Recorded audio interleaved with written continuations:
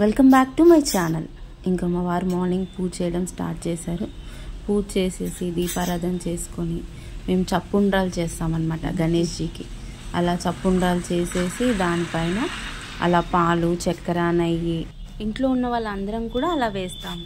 చక్కెర, నెయ్యి, ఆవు పాలు అన్నీ నైవేద్యంగా అందరం ప్రతి ఒక్కరం ఆ గిన్నెలో వేస్తాం. చప్పుండ్రాలలో వేసుకున్నాక మన దగ్గర తెలంగాణ స్పెషల్ తెలిసిందే కదా, తుమ్మికూర పప్పు, అలాగే చింతకాయ పచ్చడి, పాశం, అన్నము అన్నీ వేసుకొని అక్కడ నైవేద్యం పెట్టుకుంటాం. ఆకులో అన్నీ పెట్టేసుకున్నాక కొబ్బరికాయ కొట్టేసుకొని మనసారా దండం పెట్టుకొని అందరూ బాగుండాలి, అందులో మనం ఉండాలి అని దేవుణ్ణి ప్రార్థించేశాను నేనైతే.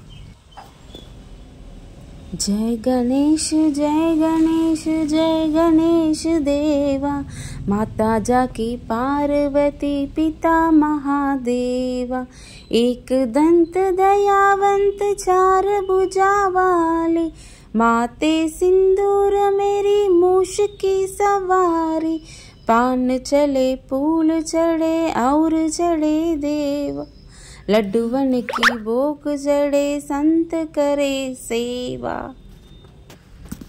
హారతి తీసేసుకొని నేను మా వారికి ఇచ్చేసాను, తను హారతి తీసేసుకున్నారు. హెల్త్ బాగుండాలండి, పిల్లలు ఆరోగ్యం బాగుండాలి వర్షాకాలంలో.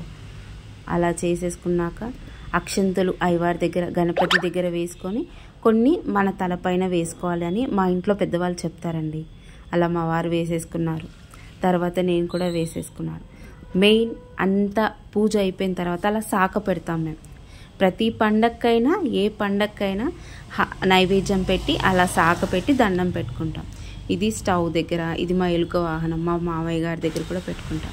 ఈరోజు పొద్దున్న నుంచి వర్షం వస్తానే ఉంది, అస్సలు తగ్గట్లేదు. అందరికీ వినాయక చవితి శుభాకాంక్షలు.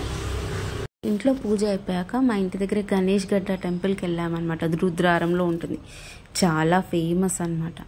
అక్కడికి వెళ్ళిపోయి దండం పెట్టుకొని అక్కడ కూడా విగ్రహ ప్రతిష్ఠ చేశారు.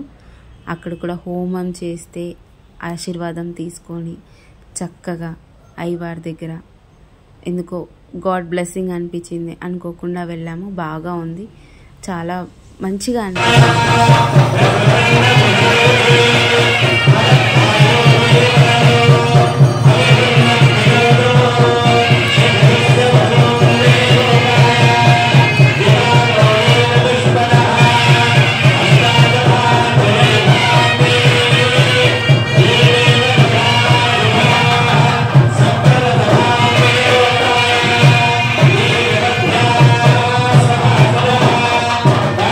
చాలా రష్ ఉంటుంది అనిపించింది, కానీ వర్షం వల్ల రష్ లేదు. తొందరగానే దర్శనం అయిపోయింది వినాయకుడి గుడిలో.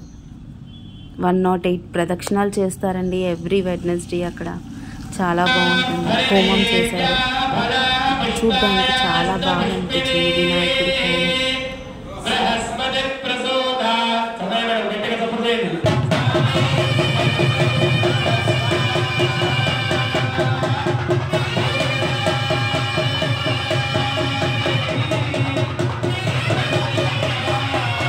నాకైతే అక్కడ వైబ్స్ వచ్చినట్టు అనిపించింది. మీరు చూడండి, అగ్నిహోండంలో వినాయకుడిలాగా ఉన్నారు కదా, మీరు గమనించండి. బాయ్, సైనింగ్ ఆఫ్ మీ వివేక.